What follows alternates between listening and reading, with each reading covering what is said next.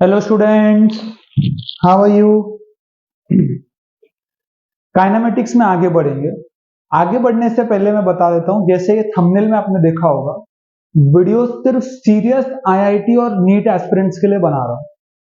ठीक है, तो अगर वीडियो चालू किया है तो लास्ट तक देखना। आप किसी भी कोचिंग में पढ़ रहे हो, इंडिया के टॉप इंस्टीट्यूट में कोटा में पढ़ रहे हो कि मुंबई में पढ़ रहे हो कि मद्रास में पढ़ रहे हो, मैं आपको कोटा लेवल का थियोरी और प्रॉब्लम्स कराऊंगा। और आगे जैसे जैसे हमारे चैप्टर्स बढ़ेंगे, ओलंपियाड लेवल और जे एडवांस लेवल के क्वेश्चन सॉल्व करेंगे हम लोग। बिल्कुल हल्के में नहीं है कि ऑनलाइन है तो ऊपर ऊपर से करा दिया। वीडियो चालू किया तो लास्ट तक देखना और सीरियस रहना पड़ेगा आपको, उन्हीं के लिए ये वीडियो है। अभी हमने चैप्टर नंबर 3 खत्म कर दिया, क्लास 11th का। चैप्टर नंबर 4 की अब हम शुरुआत करते हैं। चैप्टर नंबर 3 था motion in a straight line या motion in one dimension. Chapter number 4 जो है आपकी क्लास 11th का, chapter number 4 that is motion in a plane. Motion in a plane.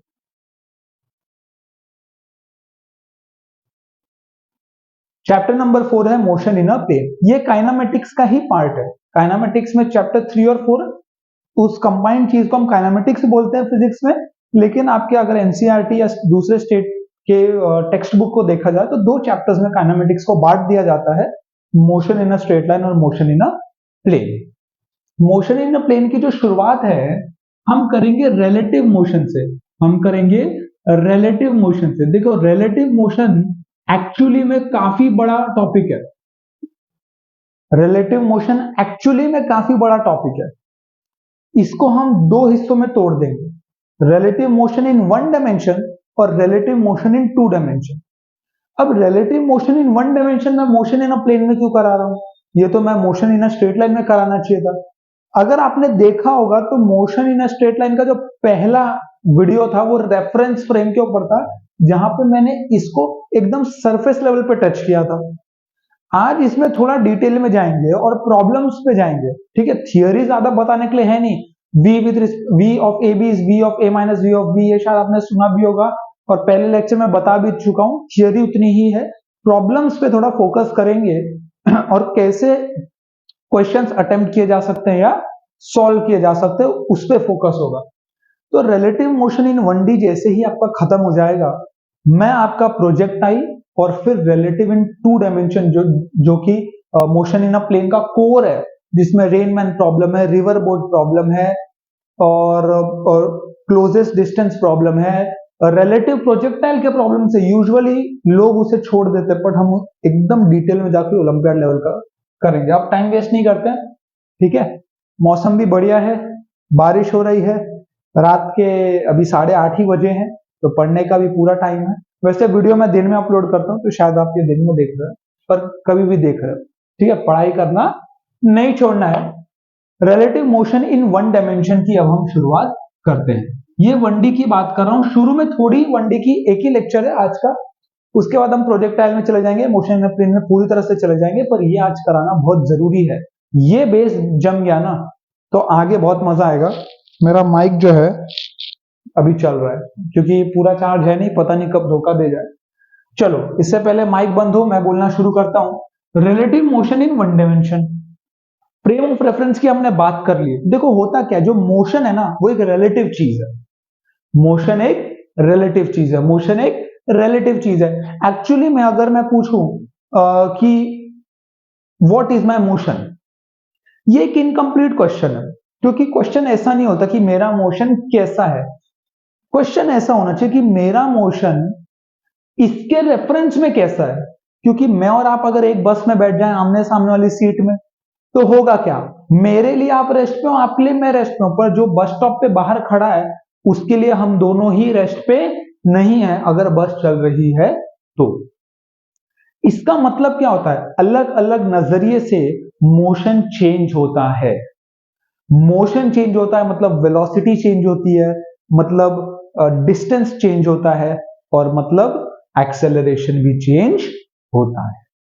ठीक है, तो रिलेटिव होता है मोशन। क्या होता है, रिलेटिव होता है। रिलेटिव मतलब नजरिया, दूसरे के नजरिए से कैसा मोशन हो रहा है वो हम पढ़ते हैं रिलेटिव मोशन में। एक चीज जो आपको समझनी पड़ेगी ना, जिस फ्रेम ऑफ रेफरेंस से आप ऑब्जर्व करोगे, जिस फ्रेम ऑफ रेफरेंस से आप ऑब्जर्व करोगे, वो फ्रेम ऑफ रेफरेंस आपके लिए रेस्ट पे हो जाएगा। जैसे आप बस पे बैठ गए, अगर आप बस पे बैठ के दुनिया को देखोगे खिड़की से बाहर, तो बस तो आपको रेस्ट पे ही दिखेगा ना, क्योंकि आप बस के अंदर बैठे हो, क्योंकि आप बस के अंदर बैठे हो। और बाहर जो बस स्टॉप है, जो ग्राउंड फ्रेम में रेस्ट पे था, लेकिन क्योंकि आप बस पे बैठ गए हो, तो अब बस स्टॉप मूव कर रहा है और बस आपके लिए रेस्ट पे है। अगर मान लो आप ट्रेन में हो, मान लो आप ट्रेन में हो, आप दिल्ली जा रहे हो, तो आप क्या बोलते हो? दिल्ली स्टेशन आ गया, दिल्ली स्टेशन आ गया। ऐसा तो नहीं बोलते ना कि हम दिल्ली स्टेशन पे आ गए, ऐसा बोलते हैं, पर हम यूजुअली क्या बोलते हैं? दिल्ली स्टेशन आ गया, चलो उतरते हैं, क्योंकि हम अपने आप को रेस्ट पे मान लेते हैं और हम देखते हैं कि दिल्ली स्टेशन आ रहा है, दिल्ली स्टेशन आ रहा है, यानी कि दिल्ली स्टेशन मूव कर रहा है और मैं क्या हूं? रेस्ट पे हूं। मैं क्या हूं? रेस्ट पे हूं। तो काफी चर्चा हो गई। मैंने आपको बताया था, मान लो आप ए ऑब्जेक्ट है और बी है, ए है और बी है, इन दोनों का अपना अपना कोई वेलोसिटी एक्सेलरेशन है। अगर मैं ए पे बैठ जाऊं और इसको अपना रेफरेंस फ्रेम बना लूं, अगर मैं ए पे बैठ जाऊं और रेफरेंस फ्रेम बना लूं, तो velocity of A with respect to A would be velocity of A minus velocity of A, that would become zero, मतलब this would become at rest. मैंने आपको बोला जिस फ्रेम में बैठ जाओगे वो फ्रेम रेस्ट पे आ जाएगा, जिस फ्रेम में बैठ जाओगे वो फ्रेम रेस्ट पे आ जाएगा, और मैथमेटिकली भी प्रूव हो गया। वेलोसिटी ऑफ बी देखते हैं। देखो, जब आप ए पे बैठे हो, जब आप ए पे बैठे हो, मैंने पहले भी समझाया, इसको रीड कैसे करते हैं?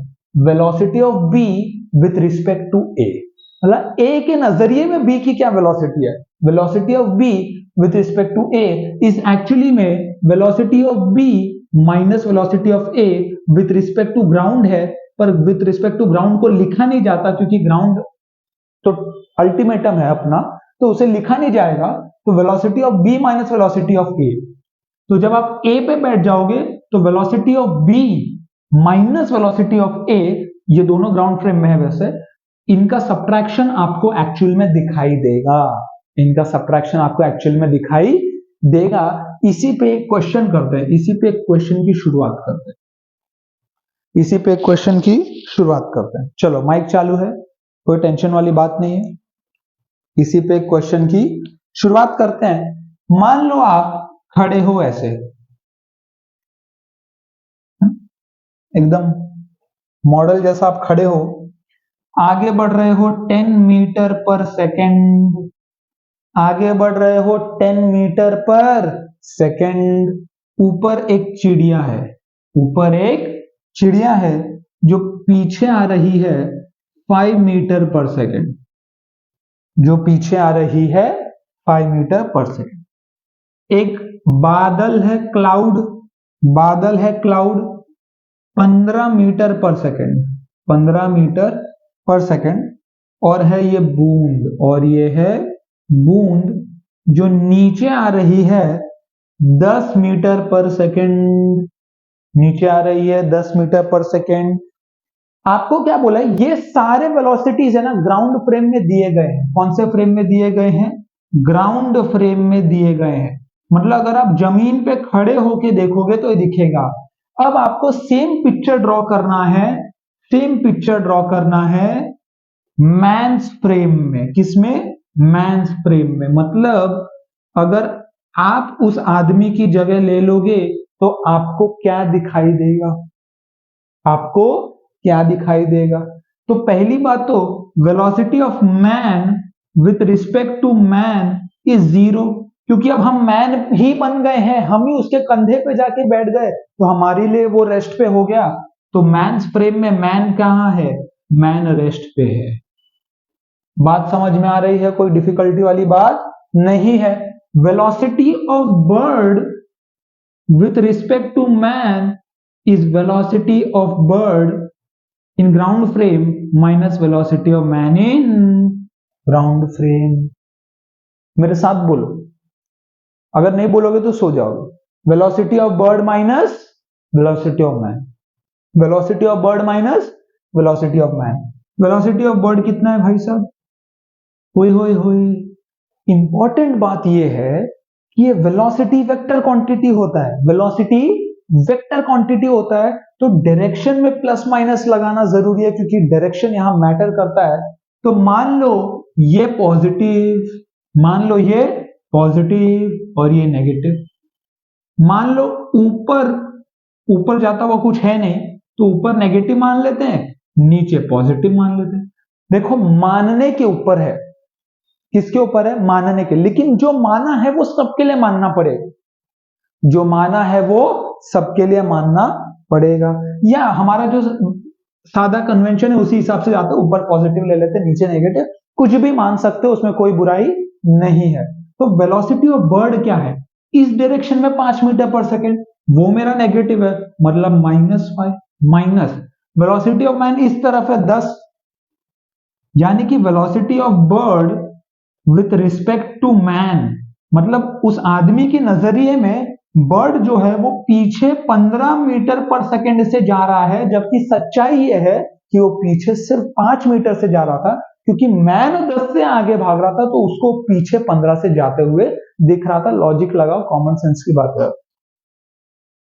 अब और देख लो, velocity of cloud, velocity of cloud with respect to man, velocity of cloud with respect to man is velocity of cloud at ground frame minus velocity of man at ground frame। तो velocity of cloud क्या हो गया भाई साहब? velocity of cloud क्या है? 15 positive, 15 positive, ठीक बात, माइनस वेलोसिटी ऑफ मैन क्या है? 10 पॉजिटिव, यानी कि क्लाउड सिर्फ 5 मीटर पर सेकंड से जा रहा है मैन के लिए। किसके लिए? मैन के लिए। यहां तक बात समझ में आ रही होगी? माइक जिंदा है? हाँ माइक जिंदा है। चलो वेलोसिटी, अब इंटरेस्टिंग है, यहां तक तो इजीली जुड़ रहा था, यहां तक इजीली जुड़ रहा था, घट रहा था, कोई दिक्कत नहीं है। इसका डायरेक्शन देखो और इसका डायरेक्शन देखो। इंटरेस्टिंग बात तो यह है कि वेलोसिटी ऑफ ड्रॉप, या ड्रॉप ही बोलते हैं चलो, with respect to man is equal to velocity of drop minus velocity of man, velocity of drop minus velocity of man. अच्छा एक बात बताओ, वेलोसिटी ऑफ ड्रॉप क्या है? यहां पे 10 है, देखो वेक्टर्स पे टाइम नहीं मिल रहा यार, एक क्रैश कोर्स बनाना है और उतना प्यार भी नहीं मिल रहा है उस लेक्चर पे कि कॉन्फिडेंस आए कि मैं बनाऊं और 1000 बच्चे देख ले कम से कम, तो थोड़ा दोस्तों के साथ शेयर भी कर दूं, ठीक है? जैसे हम उस मार्क तक टच होंगे वेक्टर्स का, आपको एक तुरंत क्रैश कोर्स मिल जाएगा। अभी मैं अज्यूम करूं कि आपको वेक्टर्स आता होगा, ये मेरी मजबूरी है। 10 से ड्रॉप नीचे जा रहा है, minus velocity of man, velocity of man इधर है पर माइनस करने पे डायरेक्शन बदल जाएगी और 10 तो उसका है ही, -10 हो गया। अगर आपने वेक्टर्स पढ़ा होगा तो इसका जो रिजल्टेंट होगा वो 10√2 होगा with angle 45 degree, with angle 45 degree. तो velocity of drop with respect to man is 10√2 metre per second making an angle 45 degree with vertical. कोई बुराई नहीं है। अब देखो इसके नजरिए में दुनिया कैसी है, देखो जो बर्ड है ये तो रेस्ट पे, इसके नजरिए में इसको दिख रहा है कि बर्ड क्या है, इस तरफ 15 से जा रहा है, इस तरफ 15 मीटर पर सेकेंड से जा रहा है। क्लाउड जो है वो 5 से इस तरफ जा रहा है, यानी कि क्लाउड जो है वो 5 से इस तरफ जा रहा है, और ड्रॉप जो है, ड्रॉप वो ऐसा आ रहा है, वो ऐसा रहा है 45 डिग्री और गिर कैसा रहा है 10√2 मीटर पर सेकेंड। एक चीज हम भूल गए, wall, velocity of wall with respect to man is velocity of wall minus velocity of man. Velocity of wall क्या है? 0, क्योंकि वॉल तो रेस्ट पे है ना, वॉल किस पे है? रेस्ट पे। तो 0 माइनस वेलोसिटी ऑफ मैन 10 है। अब velocity of wall with respect to man क्या हो गया? -10 metre per second. -10 metre per second. मतलब वॉल भी पीछे आ रहा है, किसके लिए? मैन के लिए। कितना? 10 मीटर पर सेकेंड से। तो जैसे ही नजरिया बदला, क्या दुनिया बदल गई? हाँ, नजरिया बदला और दुनिया बदल गई। क्या बदल गई? दुनिया। तो ये मैं आपको फील दिला रहा था कि रिलेटिव मोशन ऐसे होता है। अब 3-4 अच्छे क्वेश्चंस करेंगे इस लेक्चर में, ठीक है? इसको आप नोट कर लो। नोट कर लिया? चलो भाई, सर इरेज कर दो। हमारे पास पॉज बटन भी है, मुझे पता है, इसीलिए मैं अब इसको इरेज कर रहा हूं। इसीलिए अब मैं इसको क्या कर रहा हूं? इरेज।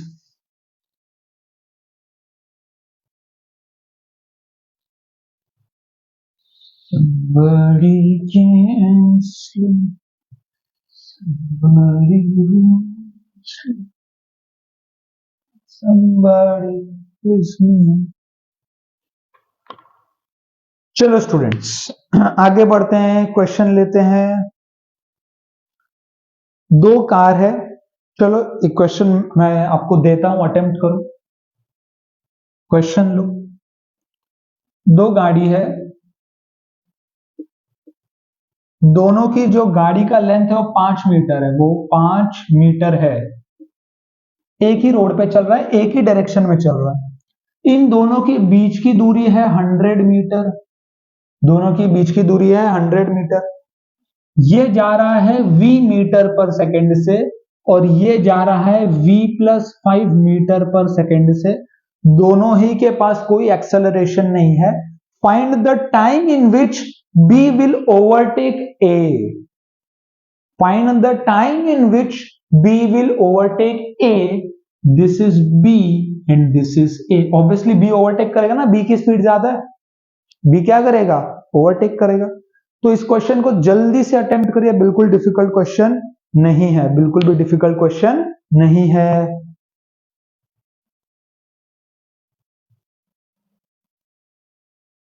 चलो, मैं आशा करता हूं, उम्मीद करता हूं कि आपने इसको अटेम्प्ट किया होगा।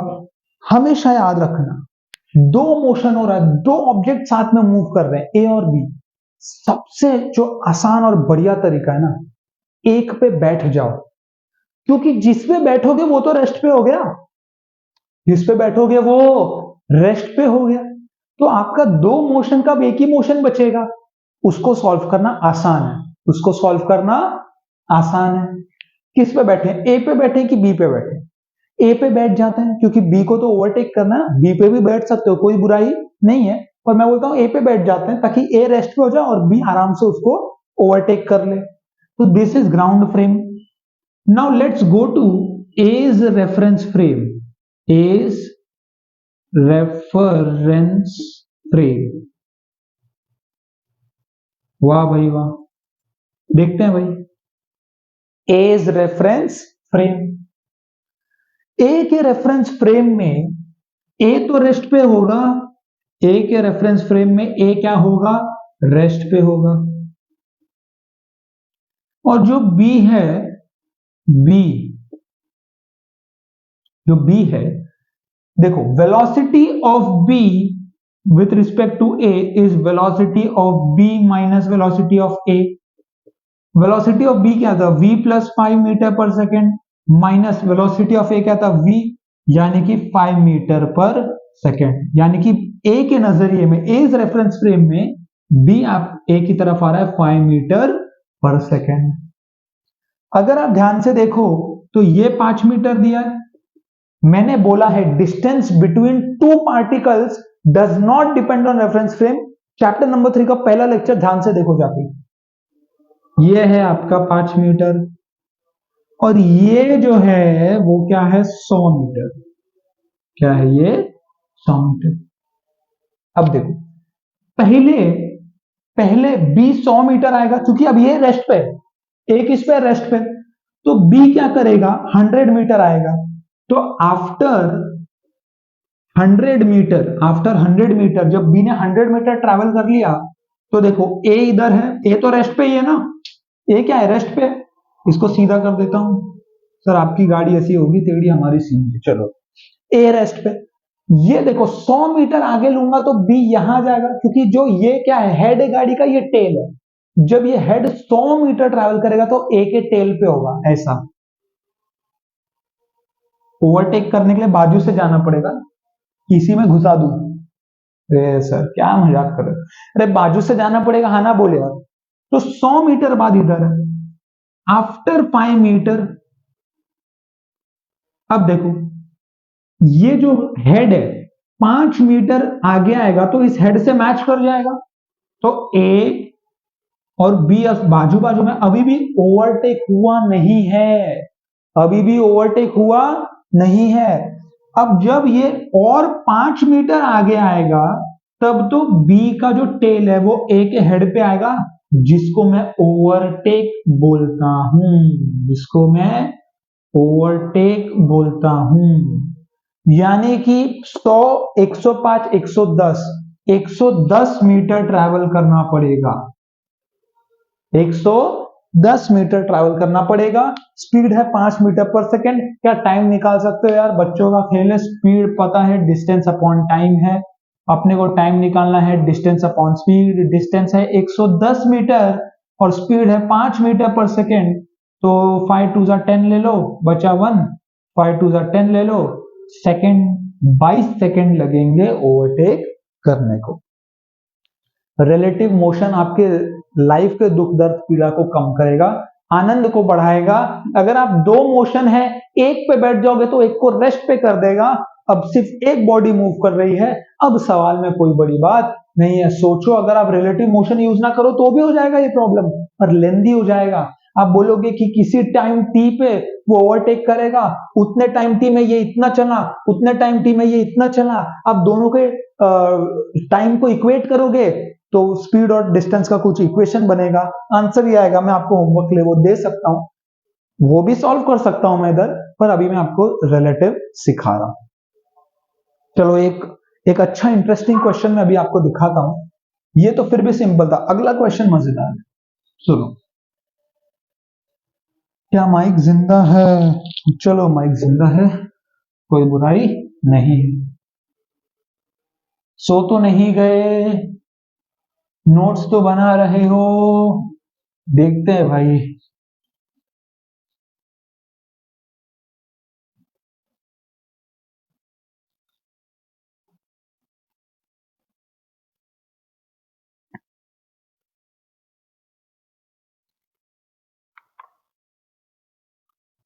ये क्वेश्चन सुनो। एक एलिवेटर कार है, एक लिफ्ट है, एक क्या है, लिफ्ट है। लिफ्ट तो जानते ही हो। हाँ सर हमें मत सिखा, हम तो बिल्डिंग में रहते हैं, बचपन से लिफ्ट से आ जा रहे हैं। Floor to ceiling distance, floor to ceiling distance is 2.7 metre. ये जो हाइट है लिफ्ट का वो 2.7 मीटर, कितना है, 2.7 metre. Starts ascending with constant acceleration of 1.2 metre per second square. ये एक्सेलरेशन जो ऊपर जा रहा है that is 1.2 metre per second square. Initially ये रेस्ट पे था, या ठीक बात है, अपने को इनिशियल अभी दिया नहीं है। After 2 second, 2 second after the start, 2 second after the start, t equal to 2 second after the start, होता क्या है, bolt begins falling from the ceiling. यहां पे एक नट बोल्ट है, यहां पे क्या है, नट बोल्ट। नट बोल्ट जानते हो, बोल्ट गैप सीलिंग से गिरना शुरू हुआ।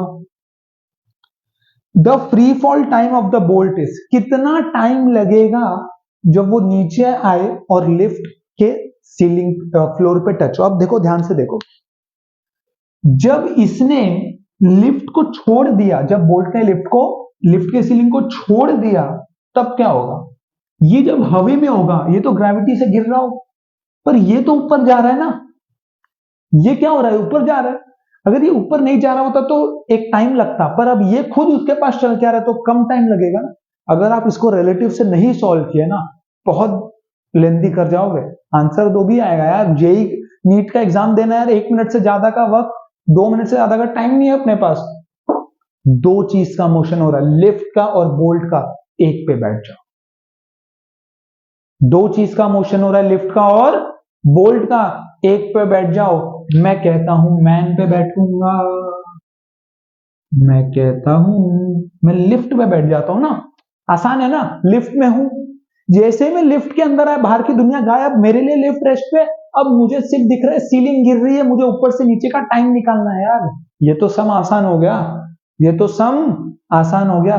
दिस इज अस, या मैन, मैन बोल देता हूं, जैसे वुमेन भी हो सकता है, अगर आप फीमेल हो, आप देख रहे हो तो ऑफेंड मत होना प्लीज यार, ठीक है, एक मैन है, मैन खड़ा है, चलो ना मैं ना आप, एक मैन, ओके। अब देखो होगा क्या, 2 सेकंड बाद इसकी कोई रफ्तार होगी, मान लेते हैं वो स्पीड v है, मान लेते हैं वो स्पीड v है, वो भी निकाला जा सकता है यार, पर वो निकालने की जरूरत नहीं है, क्योंकि अगर लिफ्ट की रफ्तार v है, अगर लिफ्ट की, तो इस मैन की भी स्पीड v है और इस बोल्ट की भी स्पीड v है, क्योंकि ये दोनों तो लिफ्ट से अटैच्ड है, एक सीलिंग से एक फ्लोर से। तो जब आप मैन पे बैठ गए तो velocity of bolt with respect to man is equal to velocity of bolt with respect to ground of course minus velocity of man, ये जीरो आ जाएगा, क्योंकि बोल्ट की रफ्तार और मैन की रफ्तार तो सेम है, मतलब जब बोल्ट गिरना शुरू करेगा तो मैन हूं, अब मुझे बाहर का नहीं पता, मुझे ये दिख रहा है कि ये रेस्ट से शुरुआत कर रहा है, क्योंकि मैं लिफ्ट के अंदर हूं, ये मान लो कमरा लिफ्ट है और ये बाहर सब खिड़की दरवाजे बंद है, मुझे नहीं पता बाहर क्या है, तो मेरे लिए तो मैं रेस्ट पे ही हूं, मैं क्या देखूंगा, ऊपर से एक बोल्ट गिरना शुरू किया, ऊपर से एक बोल्ट गिरना शुरू किया, तो इनिशियल, अभी मैं किसके फ्रेम में हूं, मैन के फ्रेम में हूं, तो initial you of bolt is zero. ध्यान में रखना कि मैन का रेफरेंस फ्रेम में काम कर रहे हैं, मैन का रेफरेंस फ्रेम में काम कर रहे हैं, u इक्वल टू बोल्ट, मतलब इनिशियली बोल्ट रेस्ट पे था मैन के लिए, अब होगा क्या, देखो अब एक्सेलरेशन देखो, acceleration of bolt with respect to man is acceleration of bolt with respect to ground minus acceleration of man with respect to ground. G नीचे लग रहा है -9.8, ऊपर a है +1.2, बोल्ट का एक्सेलरेशन क्या है -9.8, क्या हो जाएगा -9.8, माइनस मैन का एक्सेलरेशन क्या है +1.2, तो कितना होता है 8 2 10, एक कैरी 9 2 11, मतलब -11 मीटर पर सेकेंड स्क्वायर, तो मैन के लिए ये नीचे आ रहा है 11 मीटर पर सेकेंड स्क्वायर से। अब देखो s is equal to U T plus half A T square, ये हमें पता है, u तो जीरो है ना,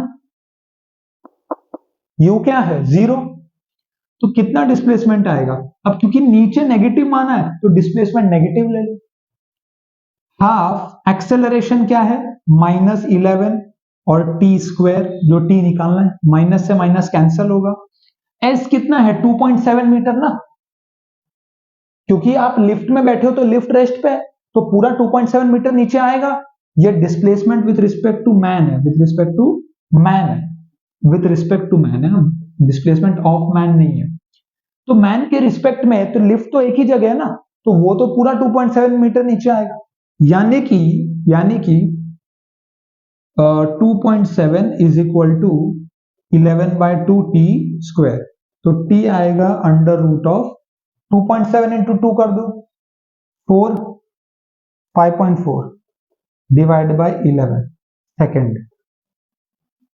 अब आप बोलोगे सर ये time with respect to man आया ना, इसलिए बोल रहा हूं, थर्ड चैप्टर का फर्स्ट लेक्चर देखो, मैंने बताया है time is independent of frame of reference, time निकालना हो ना तो फ्रेम ऑफ रेफरेंस की चिंता करने की कोई जरूरत नहीं है, distance between two particle is independent of time of frame of reference, जब डिस्टेंस बिटवीन टू पार्टिकल निकालना हो ना तो फ्रेम ऑफ रेफरेंस की कोई चिंता करने की जरूरत नहीं है, चैप्टर 3 का फर्स्ट लेक्चर में पूरा क्लैरिटी दिया हुआ।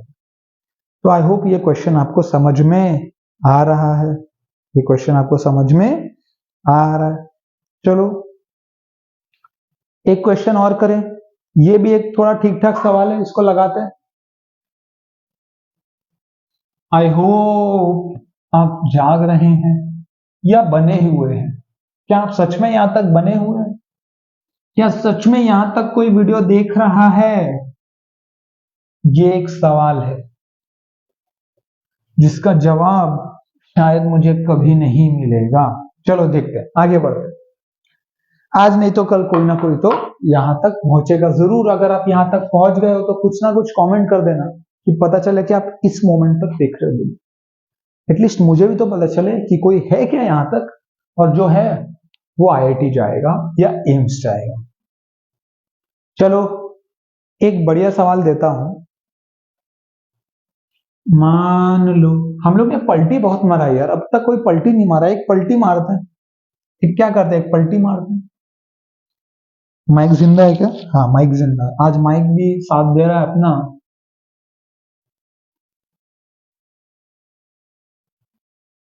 ये गाड़ी है। ये क्या है? गाड़ी है। हाँ सर हमें पता है, सिखाने की कोई जरूरत नहीं। आपके लिए चाहिए तो विंडो भी बना देता हूँ, आपके लिए विंडो भी बना दी। चलो ये गाड़ी है, गाड़ी का नाम है ए क्योंकि एम्बेसडर कार है। ये आगे बढ़ रहा है 20 मीटर पर सेकंड से, और इसका एक्सेलरेशन जो है आगे है 3 मीटर पर सेकंड स्क्वायर। और ये एक ठेला है। ये क्या है? ठेला है। ये आगे एक ठेला है ना? ये रिम है इसका, ये व्हील है। ठेला में देखा है ना कैसा साइकिल में कैसा टायर लगता है। ये जा रहा है 10 मीटर पर सेकंड स्क्वायर से। ऑब्वियसली गाड़ी से स्लो होगा, पर इसका एक्सेलरेशन 5 मीटर पर सेकंड है। बीच का जो इनिशियल डिस्टेंस है ए और बी में, that is 60 metre. That is 60 metre. Will A catch B is the question. Will A catch B is the question. Will A catch B is the question. Will A catch B is the question. Pause करो solve करो, pause करो solve करो, pause करो solve करो। Pause करेंगे solve करेंगे, pause करेंगे solve करेंगे। आई होप आपने पॉज कर लिया, सॉल्व कर लिया। ध्यान से देखो, दो मोशन हो रहा है, दो मोशन हो रहा है। एक पे बैठ जाओ, एक पे बैठ जाओ। फायदा क्या है पता है? एक रेस्ट पे आ गया ना, एक क्या हो गया, रेस्ट पे आ गया तो एक ही मोशन है, तब तो इजी है। मैं बोलता हूं ठेले पे बैठ जाओ, आपकी मर्जी है यार, किसी पे भी। अभी मैं इस पे बोलूंगा ए पे बैठ जाओ, आप बोलोगे नहीं सर ठेले पे बैठना। चलो ठेले पे बैठ जाते हैं। आप घर पे ए पे भी बैठ के ट्राई कर लेना, कोई दिक्कत नहीं। ये है ग्राउंड फ्रेम। ये क्या है? Ground frame. अपन आते हैं ठेले फ्रेम में, ठेला फ्रेम में। किसमें? ठेला फ्रेम में। अब देखो ठेला को ये दुनिया कैसे दिख रही, ध्यान से देखना। कैसा देखना? ध्यान से। क्या ठेला फ्रेम में ठेला रेस्ट पे हो जाएगा? क्या ठेला फ्रेम में ठेला रेस्ट पे हो जाएगा? ठेला फ्रेम, थाला नहीं है, ठेला है। ठेला फ्रेम में क्या ये रेस्ट पे हो जाएगा? हाँ ना बोले आप। ठेला फ्रेम में ठेला तो रेस्ट पे ही होगा। गाड़ी का क्या हाल है? गाड़ी का क्या हाल है?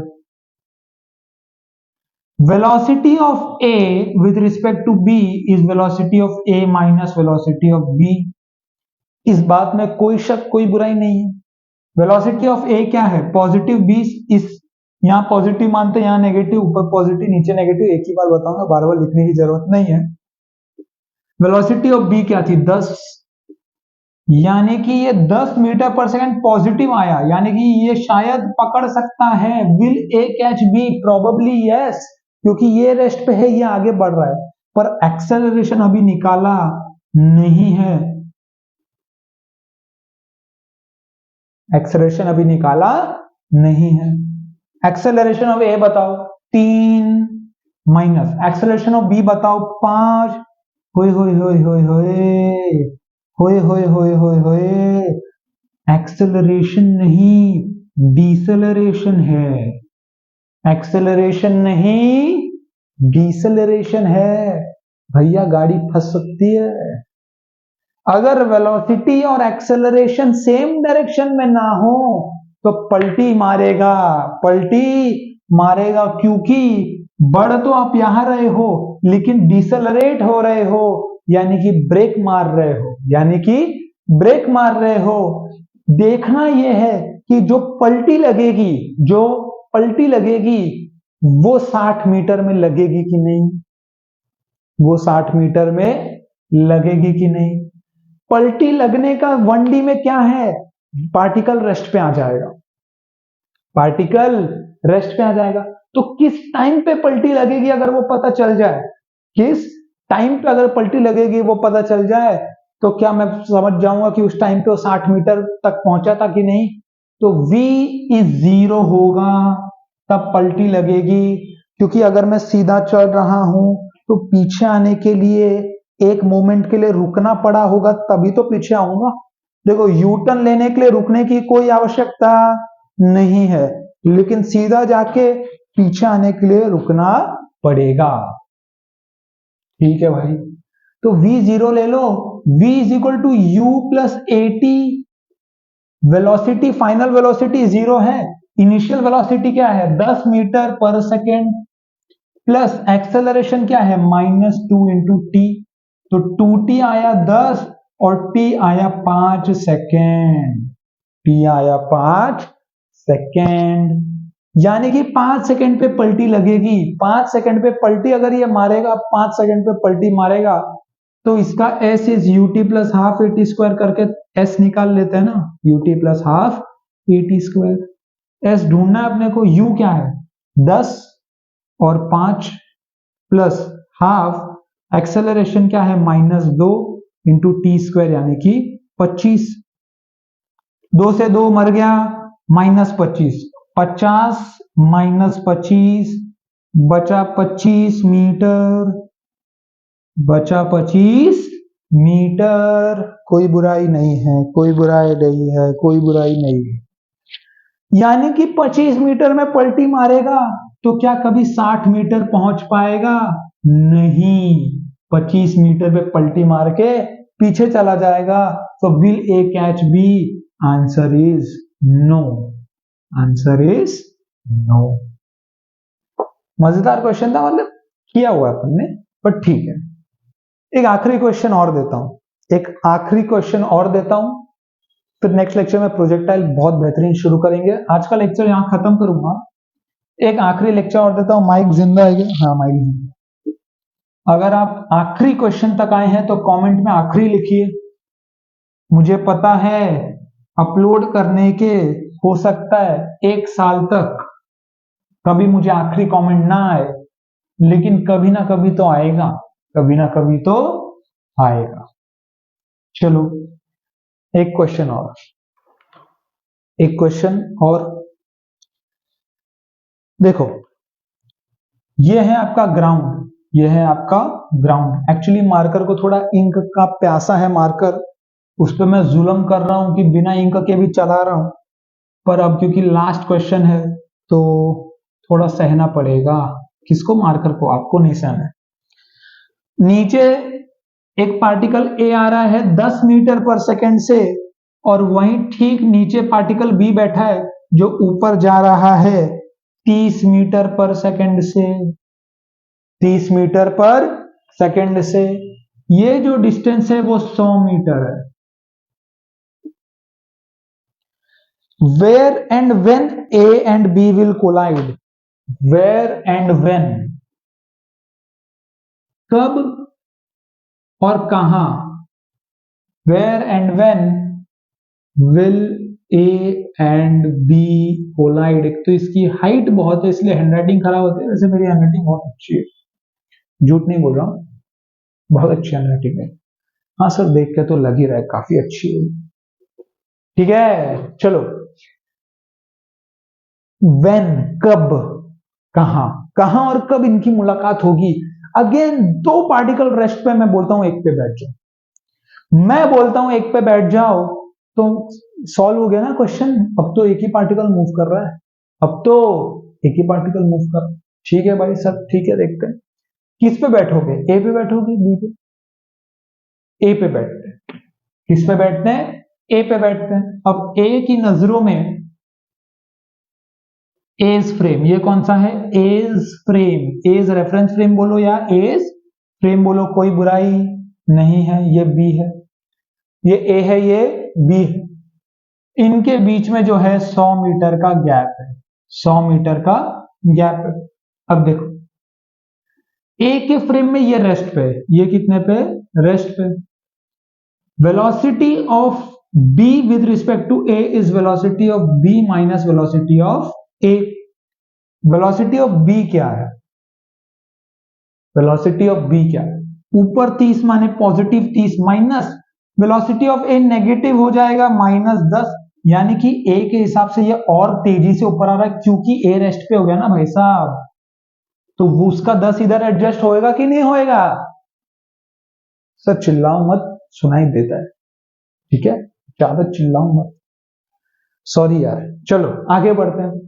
एक्सेलरेशन तो 0 आएगा क्योंकि दोनों ही एक्सेलरेशन तो सेम ही है दोनों के लिए, एक्सेलरेशन ड्यू टू ग्रेविटी, तो दोनों का एक्सेलरेशन सेम है, तो वो कट के क्या हो जाएगा? 0 हो जाएगा। तो बस अगर ये 40 मीटर से ऊपर जा रहा है बिना किसी एक्सेलरेशन के, तो टाइम निकालना बहुत इजी है। As speed is distance upon time, time is distance upon speed. देखो v is equal to you plus a t होता है, ठीक है, और v square is equal to u square plus 2as भी होता है, ठीक है, और s is u T plus half A T square होता है।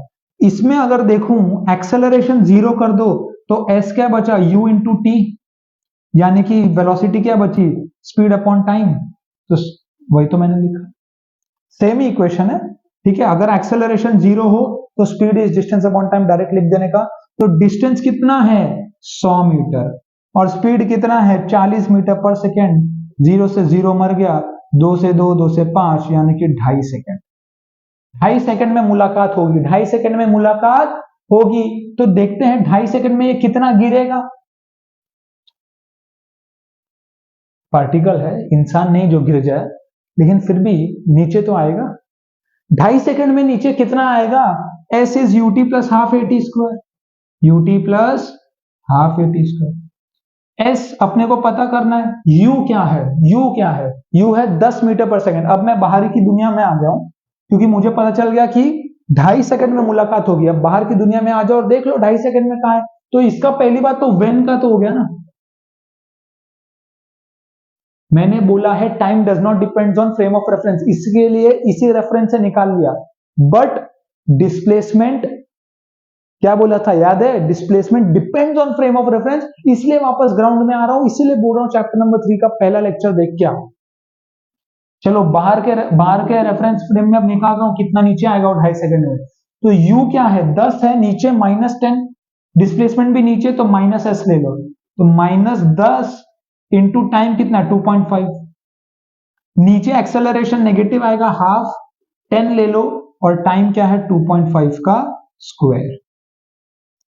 तो इसको सॉल्व करके ऐसा आ जाएगा, इसको सॉल्व करके ऐसा आ जाएगा। सर सॉल्व करो यार, आपके कहने पे करता हूं। ये कितना हो जाएगा? -25।